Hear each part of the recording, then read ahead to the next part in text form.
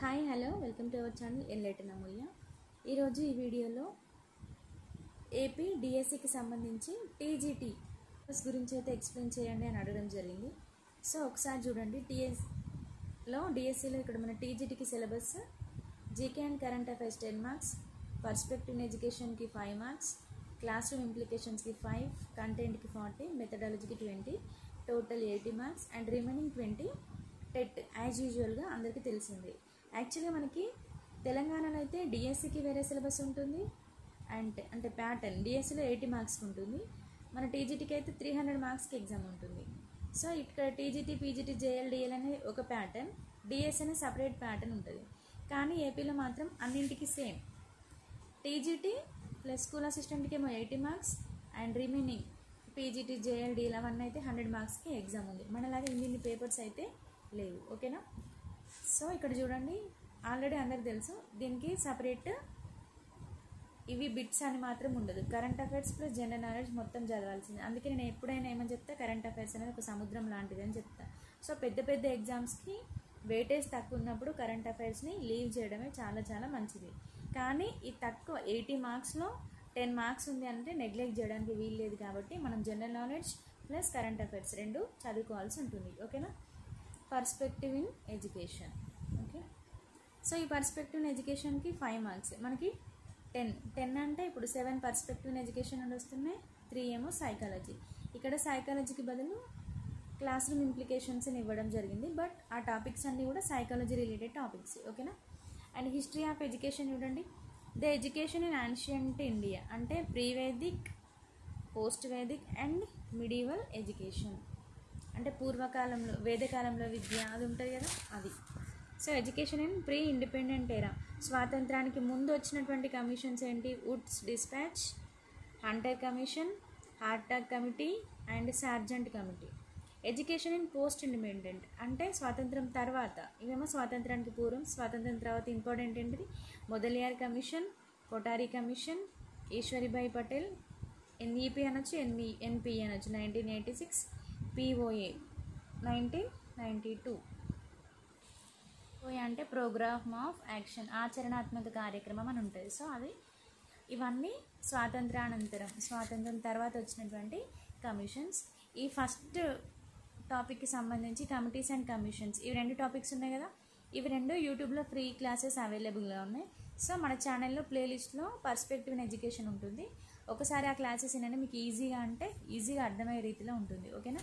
Next teacher empowerment, need, interventions of empowerment, professional code of conduct for teachers, teacher motivation, professional development of teachers and teacher organisations, national or state level organisations for teacher education, maintenance of records and registers in school. ఇదంతా కూడా ఉపాధ్యాయ సాధికారత కిందకి వస్తుంది. మనం in సర్వీస్లో ఏం చేస్తాం? Registers, records, ఏమేమి ప్రోగ్రామ్స్ కండక్ట్ చేయబడతాయి, సో ప్రొఫెషనల్స్, ఇవన్నీ కూడా టీచర్ ఎంపవర్మెంట్ కిందకి వస్తుంది. And educational concern in contemporary India, present ఇప్పుడున్నటువంటి విద్యలో ఎటువంటి ఇష్యూస్ ఉన్నాయి వాటి గురించి అన్నమాట. Democracy and education, equality, equity, quality in education, equality of educational opportunities, economics of education, population of education, adolescence education, value education, health and physical education, inclusive education. Inclusive education చూడండి, class room management in inclusive education.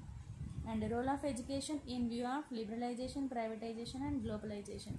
ఎల్పిజిలో మన role of education అనేది ఎలా ఉంది. And programmes and projects, APPEP, DPEP and Sarva Shiksha Abhiyan, national programme for education of girls at elementary level, దీన్ని ఎన్పిజిఈలు అంటారు. And Rashtriya Madhyamik Shiksha Abhiyan, RMSA, and Rashtriya Avishkar Abhiyan, RAA, KGBVs model schools, వీటన్నింటి గురించి కూడా చదవాల్సి ఉంటుంది. ఇంకా next incentives and special provisions, mid day meals, free books, scholarships, awards, welfare hostels, transportations, uniforms, ఇవన్నీ కూడా ఉంటాయి. And next current trends in education. Next acts and rights, ఇవి కూడా right to education act 2009, right to information 2005, child rights, human rights, ఇవన్నీ కూడా మన యాప్లో అవైలబుల్గా ఉన్నాయి. జస్ట్ 5 రూపీస్, 10 రూపీస్కే విత్ నోట్స్. సో పీడిఎఫ్స్ అవైలబుల్గా ఉన్నాయి. కావాలనుకున్న వాళ్ళు ఎన్లైటన్ అమూల్య సేమ్ యూట్యూబ్ ఛానల్ ఎన్లైటన్ అమూల్య ఎడ్యుకేషనల్ యాప్ అని ఉంటుంది. సో డౌన్లోడ్ చేసుకోండి, కావాలంటే లింక్ నేను డిస్క్రిప్షన్లో ఇస్తాను. నెక్స్ట్ ఎన్సిఎఫ్ 2005 కూడా ఉంది మన దగ్గర, అండ్ ఎన్ఈపి 2020 కూడా ఉంది. ఈ 4th 5th chapters plus first ఇవి మన దగ్గర ఉన్నాయి. టీచర్ ఎంపవర్మెంట్ అనేది ఎవరైనా చదువుకోవచ్చు. And education concern in contemporary India కూడా చాలా ఈజీగా ఉంటుంది. ఈ టాపిక్స్ అన్నీ మ్యాక్సిమం తెలుగు అకాడమీ బుక్లో కూడా కవర్ అయినాయి. ఓకేనా. Next so class room implications of educational psychology ఇంత 5 marks. Individual differences, learning, personality. ఒకవేళ మీకు కావాలంటే నేను ఈ 3 క్లాసెస్ నేను యూట్యూబ్లో ఫ్రీగా మీకు ఫ్రీ ఉన్నప్పుడు నేను క్లాసెస్ చేస్తాను. ఓకేనా.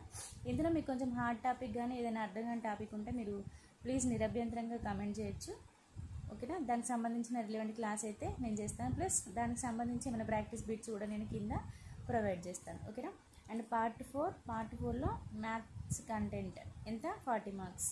సో ఎక్కడ నుండి ఎక్కడ వరకు 6th to intermediate level syllabus మొత్తం చదవాల్సి ఉంటుంది. First arithmetic, second number system, చాలా టాపిక్స్ ఉన్నాయి, టాపిక్ చూసుకోండి. Next geometry, mensuration, algebra,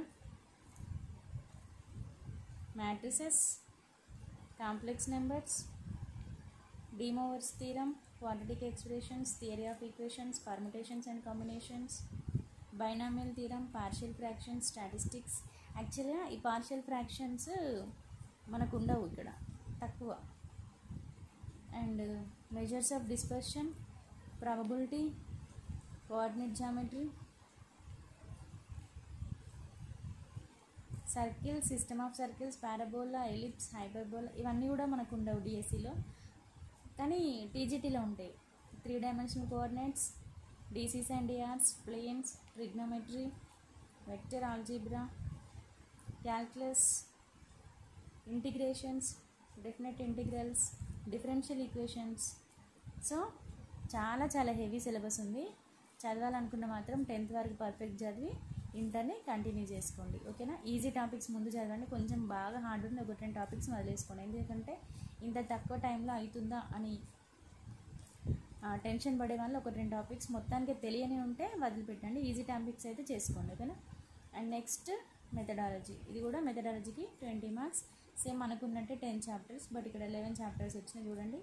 meaning and nature of mathematics, contributions great mathematicians, aims and values, curriculum, teaching techniques అంటే మెథడ్స్ ఆఫ్ టీచింగ్, ఈ plans, unit plan, year plan, lesson plan and instructional materials, Edgar Dale's cone of experience, evolving strategies for the gifted children and slow learners. Like ఇదేంటి techniques of teaching mathematics, ఇట్లా oral work, written works, drilling, assignment, project, speed and accuracy వీటి గురించి. And maths club, mathematics structures, order and pattern sequence, evaluation. So these are the different concepts in methodology. ఇవన్నీ concept ఈ chapters అన్ని మనం చదవాల్సి ఉంటుంది. So total ఎన్ని marks? 80 marks. ఓకేనా. So this is the full syllabus regarding TGT mathematics in AP DSC. Okay na. Thank you for watching.